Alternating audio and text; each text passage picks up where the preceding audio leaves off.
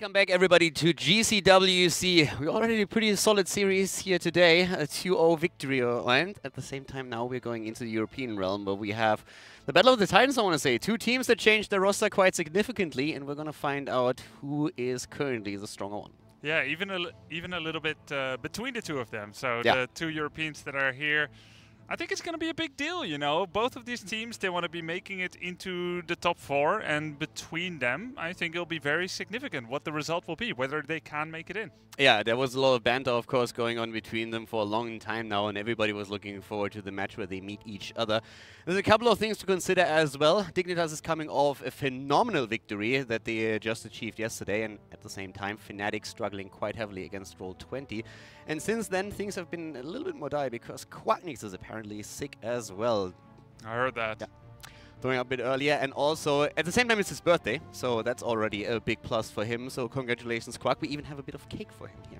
Oh, nice. The only problem, of course, is we can't bring it to him on stage, so that feels a little bit bad, but well, can't really do anything about that. Well, you can't waste it. That's a really good point. So, well, in that sense, Quack, this one's for you. This one's for you, Quack. Happy birthday. We got your back. That's actually good. Sorry, what did you say? Great. That's good. You would have loved it. Yeah, we can't distract him with that cake, but he's about to be playing a match on his birthday. And let's see if he can get a nice birthday present on the last day of his previous age, which I think was 21, right, Calder? You will need to continue. Shall I just take it over? It's 22, yeah. I'm still enjoying this one. Yeah, it's 22 as far as I know. Yesterday, on the final day of his 21st birth, you know, age, year. That thing doesn't end, by the way. What? The cake. Should have gone for a different one. Yeah, I think so too. I mean, hindsight being 2020, you should have gone for something a bit lighter than this. Dignitas had a strong match yesterday against Ballistics, who we just saw had a very strong match against SPT. They had a 2-0 victory, looked very convincing. Now that I defeated a cake, let's talk about something that I found a bit interesting, because Fnatic and Dignitas have both been talking about it. Yesterday they had a really good showing against Ballistics, as you said, and we just saw how strong Ballistics looked against SPT. At the same time, the one thing that really stands out is that every single time when Ballistics absolutely excels, they have a C on a very impactful assassin that can do damage, or at least in the last game on Tyrael, whereas in the games that they played against Dignitas, they played him on the second support every single time. So duo support is something that they rarely put out in this tournament, and on solo support they're looking extremely strong right now. So it's really interesting how the difference in style had also an impact on the match yesterday. Yeah, and it's also interesting how Fnatic looks to that, and you can feel that rivalry. Like, yeah, Dignitas, they beat Ballistics 2-0, but SC wasn't on the hyper carry hero, so a lot of rivalry there, still active between these two teams. Fnatic, for their own part, was behind for a large part in 2 games against Roll20, but Roll20 lacking a little bit the crucial late-game shot calling that allowed them to close out the victory, and Fnatic won the fight when it mattered most, won both games. Yeah, Fnatic immediately also saying after the game that they felt they played incredibly bad, especially Quacknix was very critical of his performance. He has the fastest death in Heroes of the Storm history, as far as I know, 7 seconds in, and it was not a really glorious game for him, and he acknowledged that immediately. Today, things are supposed to change, and both of the teams have, by the way, also a couple of pocket strategies that they already more or less announced are willing to show before the playoffs start, because we're switching to the live patch. So there's a couple of strategies that both of them might show today, might show tomorrow, but that's definitely something we can also look forward to. So as the draft is underway, we're going to be going to Tomb of the Spider Queen, a choice by Fnatic, which means first pick, first ban to Dignitas. Going to be ETC. Now, Fnatic generally first bans Tassadar fairly consistently. Yeah, at this point, Tassadar would be a good ban for them. Tracer, on the other hand, since we have 2 good Tracer players on the side of Dignitas, works out as well. But it shows that they really start to target or like heroes and players on the other side. The teams are extremely familiar with each other. The ETC ban, of course, works very well for the meta, but at the same time, Breeze's ETC is so respected that KSV Black, for example, states outright one of the reasons why you lose to Fnatic is if you fail to ban ETC. It's something that Sake talks about every single time we talk with him about Fnatic. He always highlights how much of an impact Breeze has on that hero, and that if you don't ban it out, like for example happened with Ballistics at BlizzCon when they went up against Fnatic, you don't deserve to win. Cool, very nice to get that kind of respect and skill on a hero here. Fnatic, they're going to be going with Anub'arak and Rhaegar, another very effective hero for Breeze. I mean, the kid's pretty good. Yeah, he definitely is. And now something also happening whereas we see an earlier Gul'dan, and that's not only a great pick for Dignitas, it's also denying Mena, one of the heroes that he really excels at, and that we've seen played quite a bit. And we come back to the fact that we have Wooby, for example, on the side of Team Dignitas now. He knows a lot about Fnatic strategies here. And of course, Dignitas is very familiar with the style or the way that Mena approaches certain maps. So there's a lot of mind games going on between the two teams at this point. Now Fnatic, Mene on that mage slot, a role that he wasn't able to fill as much back when he was in Dignitas. It looks like Fnatic is giving him more free reign. Yeah. Maybe because it's a transition period, because he's recently joined and they want to play to his strengths. Or maybe it was part of the contract. Hey, I get to play mages more, right? You're not going to put me on support. Mena is definitely with it. Like, he has a gigantic hero pool, and he didn't really get to play as much of that as he wanted. Yeah. Especially since for Dignitas he was oftentimes forced into that second support role, which just the meta demanded. He's still doing that for Fnatic, depending on the composition, but he's now a little bit more free to shine with the mage as well. And they're still experimenting in scrims with the final setups they want to use in tournaments. For example, they're going to be pretty happy that actually Chromie in this case is even banned out, since they just felt that it was not didn't have the impact that they were hoping for the last time they played her, so they were experimenting with a few different ideas. Still two big mage picks for Mena now off the table, Chromie and Gul'dan. That allows for things like maybe Kel'Thas, maybe Li Ming. He's showed a pretty mean Li Ming recently. Yeah, Li Ming is absolutely great. And you mentioned Kel'Thas. It's not traditionally a hero that we see too much in the meta at this point, but every now and then he starts popping up. And this is one of the maps where Fnatic and Mena in particular really feel that the hero still has some value depending on the composition. So it's something we could see. I also want to highlight the ban on Malfurion again, because this is definitely something that we are seeing a lot in the European scene on Tomb of the Spider Queen. It's the preferred second support that we oftentimes have. It's just such a great utility hero. Interrupt tributes, you get the wave player in him as well. We've seen him soloing lanes even when you have possible rotations. So it's pretty cool to see that. Yeah, I loved Wooby's Malfurion yesterday. Woobion. Junkrat here for Fnatic and Lieutenant Morales. We haven't seen her quite as much. And Dignitas with Garrosh and Ragnaros. Yeah, but we could see a bit of a surprise here on the last pick for Fnatic. Now, as I said, both of the teams are willing to show certain drafts here that they've been talking about for quite some time. Not quite sure if Fnatic is already showing everything that they have, but I like that we have Garrosh and Ragnaros on the side of Dignitas. It's actually pretty cool to see that now. We have seen some of the Chinese and Korean teams commit a little bit more to Ragnaros, for example.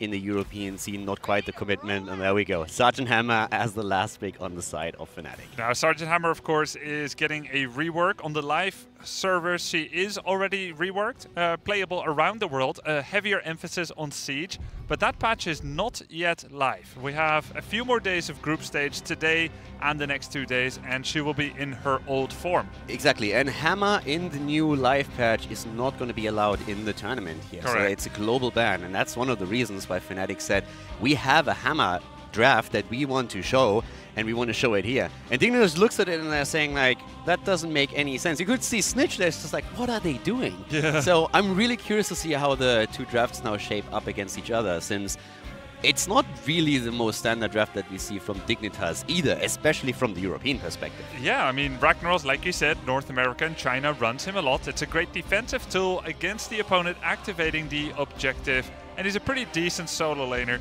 but we don't see it all that much from Dignitas and Fnatic.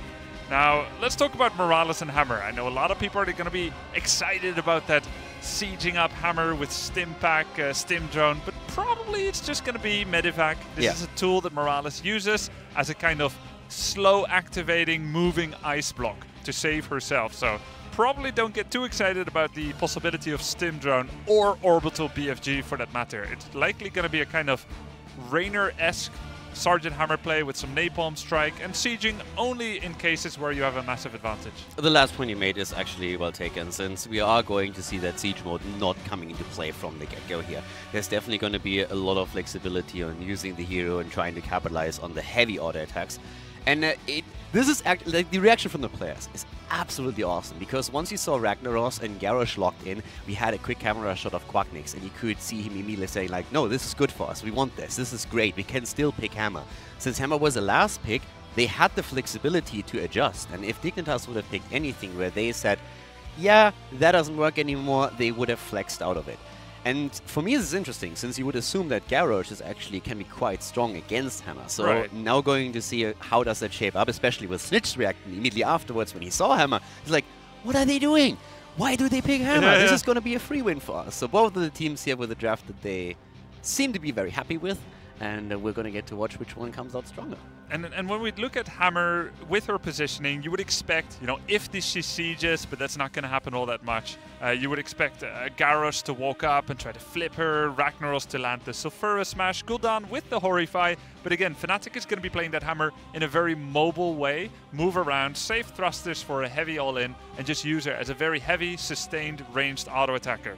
Another really cool element is the fact that Fnatic is having Junkrat as well. Now, as new as Junkrat is to the scene, we've seen quite a bit here at the Gold Club World Championship, but the combination of Junkrat and Hammer is virtually entirely new to the Heroes of the Storm competitive scene. So he's got these two great zoning tools to protect Hammer with the trap, with the mine as well. Yeah, and I'm really interested to see how Dignitas plays their own comp, since I think it's incredibly scary what they have here, with Horrify, for example, being such a game changer. And we have the team starting off to the left side of the map now on our first map, to the Spider Queen, with Zelia on Uther, Snitch on Greymane, Poik on Gul'dan. We have Whoopi on Ragnaros and JPL on Garrosh. Team Dignitas in the blue, and here on the right in the red it's going to be Fnatic with Quacknix on Sergeant Hammer, Breeze on Anubarak, it's Mene on Junkrat, Smex on Lieutenant Morales, and Bad Benny on Rhaegar.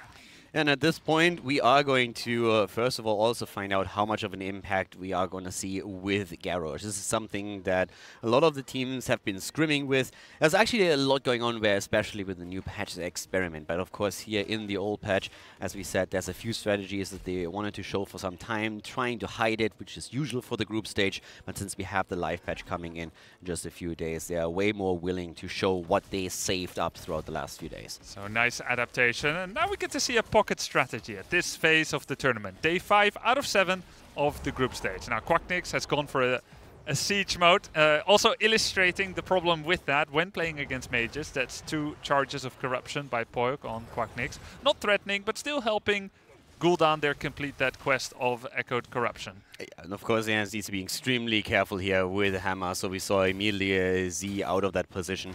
And the bot lane is going to be the dual lane that you would expect from Fnatic. We mentioned Morales earlier, functions extremely well with Sergeant Hammer, and it's just a question of how Fnatic is now playing, especially the top and the mid lane, because Dignitas is going to be trying to look for kills, and if they can make rotation unbeknownst of Fnatic, especially at that bot lane, that could lead to a quick kill for the team in blue. Yeah, and as many kills as Garrosh can get in Hero League, walking up to someone and flipping them, Fnatic, of course, with a team of their caliber, they're going to be giving him White Birth or interrupting that combination. So we'll see if JPL is actually able to affect the map in such a way, because his main strength for Garrosh is player killing. Whenever the other team prevents you from being able to do that, his wave clear isn't all that impressive. Yeah, and another hero, of course, that we have to watch out for too is Whoopi on Ragnaros. We've seen at BlizzCon several times that teams have been trying to play Ragnaros on this map, and especially teams from SCA, even resulting to Lava Wave. We saw it also from ANZ, attempting to get a bit more control over wave clear. Now we would of course still expect Sulfuras to be taken for one-shot kill potential. Now, it's really interesting how different regions approach the hero also completely differently. But the end goal is always you have a strong solo laner, you have wave clear, and you have always a tool that stops the opponent's objective from getting too much value simply by using that Molten Core. Yeah, and where Ragnaros' main weakness is lack of crowd control until level 10 with that Sulfura Smash. So it's a cool adaptation as well to see that Whoopi is picking that slow burn at level 4. Rather than going for spell power, regen or resistance, he will add 40% slow with the blast wave. So he will get a little bit more CC than he normally would have. Snitch now getting attacked by Bad Betty, another bite, dropping very low here. Yeah, barely gets away. That was actually a close call, and one of the things that definitely helped him to get out alive was Ragnaros starting to move into the fight as well, and body blocking a bit for him, and also, of course, forcing Rhaegar back. But it definitely shows that with a well-placed concussive mine, Junkrat can really create opportunities for the team. Yeah. It's going to be a key place there for how Mene can use those concussive mines. Hasn't gone for the bigger knockback on the concussive mine. It went for the quest. Taste for explosions, more frag launcher damage, recognizing that he's one of two of the main damage dealers. Wants a little bit more burst and damage. And Junkrat is still really interesting here to me. I feel in the setup that we are now currently seeing from Fnatic, it fits more than what we've seen in most of the games of the tournament here. Teams are starting to figure out how to deal with this weakness. The most Snitch once again in trouble. And this is one of the big things for Sergeant Hammer. You really pack a punch with these auto attacks. So if you're able to get those safely in during fights, then you can do a ton of work. Yeah, especially that first attack, the focused attack, having that bonus damage on every first one. Cool thing is too, when you siege up and you get hits on minions, you can reset the CDR for it faster as you get multiple auto attacks in a single auto attack. So focus attack procs roughly once every 7 seconds when you attack heroes, but if you siege for a second, you'll have it back in about 3 or so. Just something to remember if you want to do a little bit of poke here or there. Yeah, so far Quacknick's mainly sieging up to get the splash damage advantage so that he can clear those waves a little bit faster. At this point, a nice flip, and that's a huge problem, pushing them back. The rest of the team trying to help out and saving Hammer for now. But Dignitas was extremely aggressive here and very fast present to try and get that kill. Zelia now needs to move back, gets booped for a second. But overall, Dignitas... Oh, wow! 12 gems as well. Will Dignitas be able to capture those? It looks like no. And Mene immediately also dropping a trap here and saying, well, I dare you, try and grab it, because then I have an opportunity to push you guys back, and maybe it leads to another kill. Up to that point, Dignitas was doing fantastic when it came to the objective. They had the lead in turn-ins.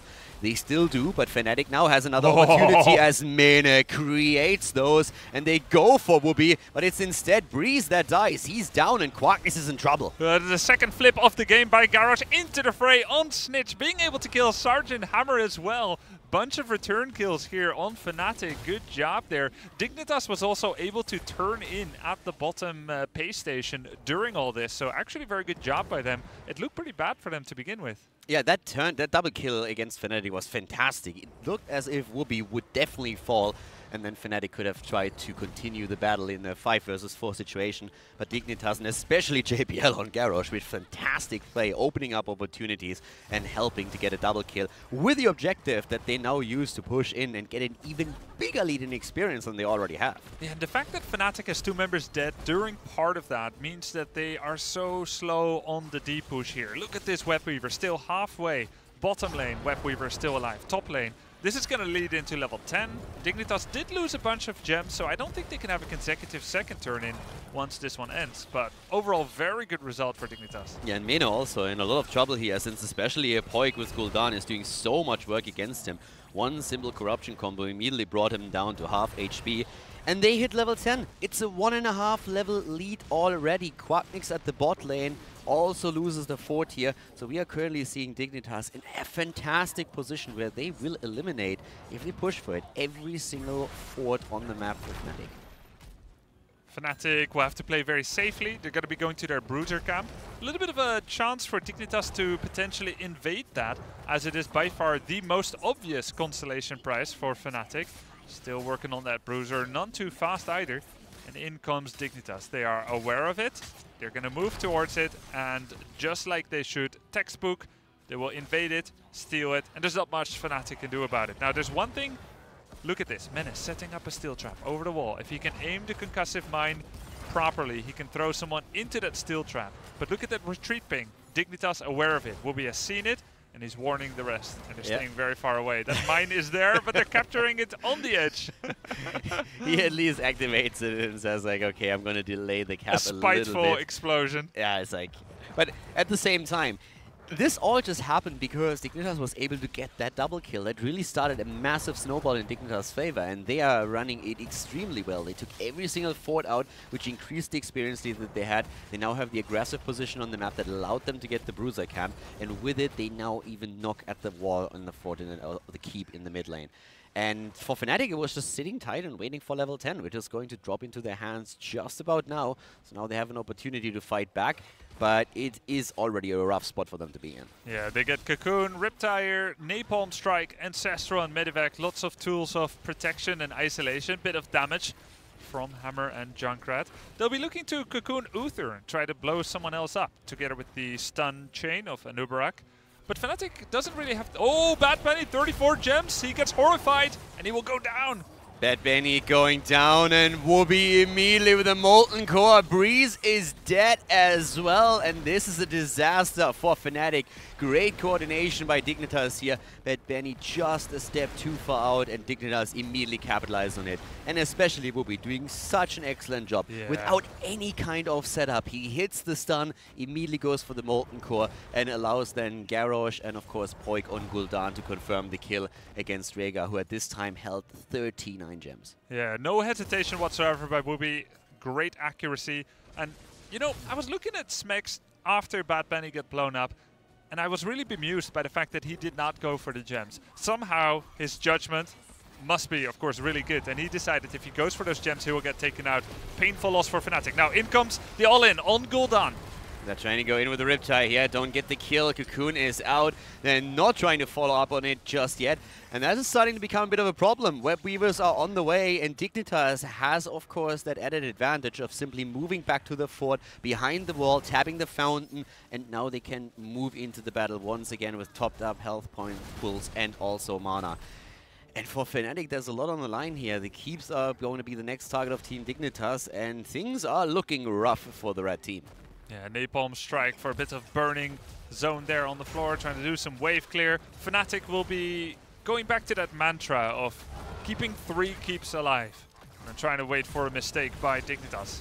Now, talking about mistakes, it was also the first kill in the last battle was Rhaegar, and I feel that this is one of the problems that Bad Bunny still has, making that role transition, where from a main tank he now does not only have the usual off-tank position for Fnatic, but oftentimes now also plays that second support. If you're the only support with a cleanse in this particular setup, you need to make sure that you're a little bit farther in the backline where you can't be reached. Because what you really want is your opponent using those resources on a different target, and then with a cleanse you can trade cooldowns here. That didn't happen. He was just a step too far out. I feel this is one of those things that will improve over time, but right now it can still be exploited, and Dignitas saw that opportunity and reacted immediately. Yeah, exactly. The more your mind is sculpted around that of being a warrior, the harder it may be actually to unlearn those habits. Sometimes as a warrior, you'll pretend to be out of position, turn on Avatar, and then turn the whole fight into a great, favorable transaction. And at this point, we're still seeing Dignitas looking for opportunities here, but Fnatic's thought process is get 13. We just defended the next Web Weaver wave. At this point, there's not enough gems in the hands of Dignitas to turn it again, so we can sit tight, we can wait for the experience, and just try and force a fight on level 13 before Dignitas reaches level 16. That's the thought process right now. Dignitas is moving far out on the map, trying to see if they can maybe create another opportunity and force a fight, but Fnatic is playing this safe, at least up to this point, but they still will need to look for that advantageous fight. Yeah, and the timing window won't be that long. Level 13 versus 15 is granted. The lanes are mostly pushed, so the vision is really not in Fnatic's favor. They pick up 13. Hammer will be able to get Giant Killer, bypassing Garrosh's armor to a degree. Bree is getting flipped right now. They're starting to move in once again. No talent taken on the side of Quackness with Hammer yet. Now we have Giant Killer coming to play. And this is actually a threat for Dignitas, because if Fnatic at any point decisively wins a team fight, Hammer and Junkrat can really clear anything out extremely fast, being it a fort, being it a keep, or even just making that move up to the boss, and with the help of Rhaegar and the still existing Lightning Bond, trying to rush that and then get even more pressure onto the map itself. So Dignitas is far ahead, but they still need to be careful. Fnatic got that turn in, so it will be hard to push as of yet, like you said, if that mistake doesn't happen, because they'll be down a talent, and this is what Dignitas feels comfortable with. They just need to clear a wave or so. Oh, they walk past the wall, so Quacknick's definitely aware of it. Yeah, and Dignitas, of course, they want level 16. They move as 5 at this point. They're playing this safe. They just try and make sure that they clean out the top lane. Fnatic already looking to collapse onto them. The problem, of course, still is that Junkrat is at the bot lane. It's one of the main reasons why Dignitas is still so far out at the top lane, since they know that Junkrat is at the bottom and will not be able to make the transition quickly enough to force a 5 versus 5 battle. So what do you think? Should Junkrat have come up? I mean, if he had done so, if they see him leave the lane, Dignitas will just pull back. Yeah, exactly. Then you don't get value or XP from bottom lane. So this is all very calculated by Dignitas, isn't it? I think Fnatic was actually with the position that they had there, just hoping that someone would maybe walk down a little bit too far solo so they could blow them up. But if Junkrat leaves the bot lane, as you said, Dignitas sees it, they immediately move back and say like, yeah, we're not going to take that fight before we are 16. So that's not going to happen. So Dignitas was tantalizingly holding their level 15.8 5-man position up top. This is your final chance, equal talents, to engage upon us, knowing that they would pull away Junkrat from bottom lane. Very cool macro plays here. Now for Fnatic, the situation is not all hope is lost yet. We don't have enough gems on Dignitas' side that they can force another Web Weaver wave. So right now Fnatic still knows they have a bit of a time window in which they can try to get enough experience to hit the level 16 talent. And that's going to be the most dangerous position for Dignitas, since even though they still maintain that 1.5, 2 level advantage over Fnatic, it's going to be 1 or 2 levels before Dignitas hits 20 if Fnatic can draw the game out until then. So this is definitely something that Fnatic is going to look for. And we can see that the bot lane with Junkrat clearing more waves, making sure that they get the experience. And Fnatic just attempting to delay the turn-ins of Dignitas for as long as they possibly can. Now, having seen what you've seen so far and seeing the comps, do you expect that Fnatic's comp can defeat Dignitas?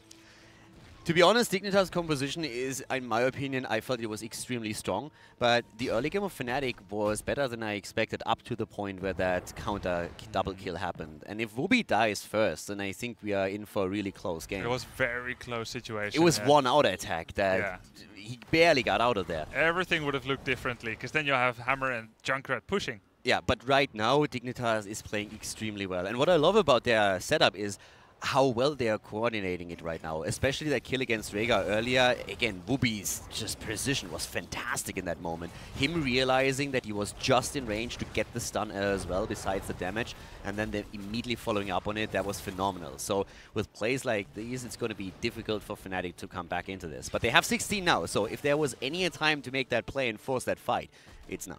Hammer picks up Stone Skin for a bit of safety and survivability. This mid-keep is a foregone conclusion. It will be dead. Fnatic, realizing that, decides to take the unaided attack of the Web Weaver out at the bottom lane. Take that one down at least. Limit losses. 1 keep, not 2. Fnatic now will deal with this and go to the top lane. And at this point, Dignitas is having level 20 pretty close within their reach. Boss will be an objective as well. But Dignitas doesn't need to play this very fast at all. They will just see if they can get an opportunity.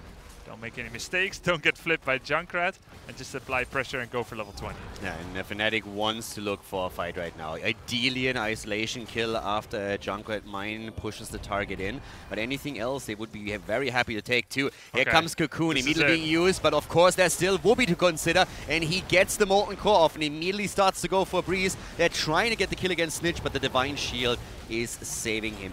Very heads-up play. I like it. An early Divine Shield, not necessarily needed at that moment in time, but a very safe and precautious move to make sure that Fnatic doesn't get a blow-up. Yeah, it's just completely about safety. Didn't want to let it come down to accuracy and timing. Just let's get out of here. This campaign is over. We've burned Horrify, Cocoon. The worst thing that can happen now is one death leading to more bad things. Yeah. And now, of course, the question is Fnatic realizing, hey, we are starting to lose more and more wiggle room here because our opponent is closing in on 20. So they go for the immediate push out, they shove forward and make sure that they have control over the turn-in point. They get the next objective. And this is the one that really counts. If you don't get value with this objective now, then I feel your only chance is to posture around boss and try and force a battle around that area. So this is really the moment where Fnatic needs to get value on the map. So Fnatic has 2 choices. They can either do mass value, a little bit of laning in every lane, try to get XP, catch up to level 20, hold on to 1 or 2 keeps, or they can just do a 5-man push, let the other lane push by itself and try to convert something into kills. It looks like we are going to have a 5-man push here. in the middle lane. And I think it's the right choice. Level 20 is so close for Dignitas. There's really no time to value play anymore. And Wooby burned Molten Core just a minute ago. Right. A little bit more than that. So he will have it active to save the keep, but they can't really defend the fort here. And Fnatic also still has Oh, that just hurts. Ruinous Affliction, 5 stacks of corruption right on him.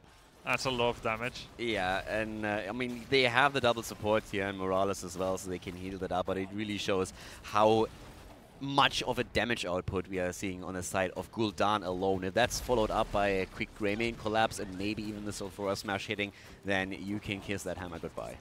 Now, level 20 is almost reached for Dignitas. Fnatic, they would love to siege, ideally, and just say, we're going to kill a few towers, get closer to 20. There's really no chance that they can do that. Breeze is doing an excellent job of scouting here. Molten Core is back, by the way. It's available once again, and you can use a max range Sulfura Smash to take anyone out.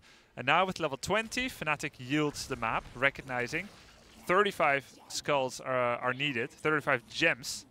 They themselves have enough gems. Yeah, they got the turn in. They just need to get Quacknix in position. And in the meantime, Dignitas is already posturing around the boss at the top lane.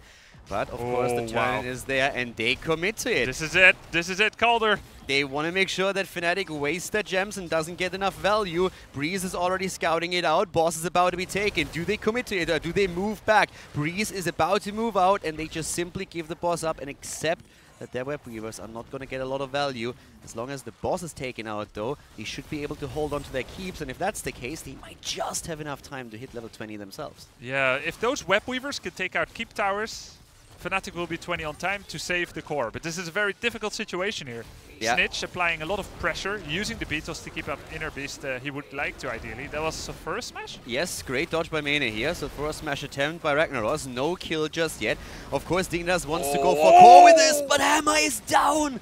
And with Hammer being eliminated, this is looking really bad for Dignitas. That was one of their for Fnatic, one of their main tools to make the defense happen here. That was heroic difficulty ability from Ragnaros's Molten Core. So much damage. Took everyone by surprise, basically. Bad Bunny gets flipped in. Warlord's challenge. Riptire explodes just in time. Breeze and Co do what they can, but the core is dropping. Smexy getting chased here, focusing Morales with the medevac. He tries to get away, but the core is dropping. Dignitas with the first map win in this best of 2 European Derby. Yeah, Dignitas doing very well here. 6 kills against 1. I feel Fnatic had a few opportunities here. Dignitas very aggressive and also realizing that they can end with boss, especially if they get a kill. They get the kill against Hammer. And again, we come back to these small moments when Dignitas realizes they can get a kill, they confirm it. If the kill doesn't happen, Dignitas might actually be in a bit of trouble here. If the defense works out against the boss, you have 3 lanes that are getting pushed out by web weavers, and especially the bottom keep on the side of Dignitas would have been a foregone conclusion, basically. Yeah, I mean, the lanes were pretty pushed. It was at the 20% mark in terms of how left it was on the map. Keep walls were about to fall. You know, a web weaver of this fortitude this late in the game would indeed pressure the keeps heavily, so they just needed to make sure they'd lose no one. And the ironic part is, it's like all from almost across the map. It's like Ragnaros Molten Core. I think there's a world where Quacknix probably stays alive, and they also lost the most important hero in the entire setup. Yeah. And not by any coincidence. I mean, Wooby was aiming for that. He knew exactly, hey, if we kill Hammer, this is GG. If they would have killed one of the supports, you still can play a bit more passive and try to play around it. But in that moment, once that hammer explodes, the game is over. Before that, it was already scary, but after it was absolutely impossible. So Dignitas with the lead and a very solid performance here. Very clean, crisp, and very coordinated, most of all. Yeah, and on the other side, Fnatic, you know, they bring out this cool new strategy. Lieutenant Morales, Sergeant Hammer. This can't be exactly how it was supposed to work. That has to be Ragnaros MVP, right? Yeah, I think so. I mean, the moves he made, they were absolutely crucial. Locking down Bad Benny, killing Sergeant Hammer Quacknix at that very moment. And it is going to be Wooby. 1 kill, 5 assists. But it was the way that he got them, really. Yeah. The way he set it up that really mattered. 0 death Rag. And he had a very greedy build, you know. He didn't get that survivability at level 4, just full aggression, and You know, I'd love to have a guy like that on my team. You know, take all the offensive talents, don't die, and you just know there's a level of competence. I mean, it's Wooby. He knew where the line was. Yep. Again, one auto attack, well, it's all, but as long as you don't die, it's all good. And therefore again, played perfectly. His kill against Rhaegar was just perfect. That was probably, for me personally, the most impressive move in the entire game when we saw that happen. Just seeing that and reacting this fast, that definitely made that fight for them. But at this point, of course, we're going to start heading into map number 2, and we're going to see if Fnatic has an answer to it. That draft surprise with Sergeant Hammer didn't quite work out for them. And of course, both of these teams practice these exact strategies quite a bit. This is the beauty of having the format that we're running at GCWC here, because you can practice it against Ballistics, against KSV Black, against the Chinese teams. Roll20, you always get teams with different approaches to the game, and you can just see, okay, how does my strategy measure up against that? And of course, most of them will adapt, but that's also why you only use your pocket strategies against teams you already played. Yeah, exactly. And, you know, if that came as a surprise, that's a victory for Fnatic, but it didn't work out for now. And, you know, there's one other thing that I wonder whether it's going on. You have Dignitas, they had a very clear strategy of banning out Mene a little bit. Gul'dan, Chromie, and they put him on Junkrat, and I get this sense that Mene's Junkrat, it isn't where his other mages are yet. And I wonder if that's a strategy that Dignitas will continue to employ here. This is a very popular Junkrat map.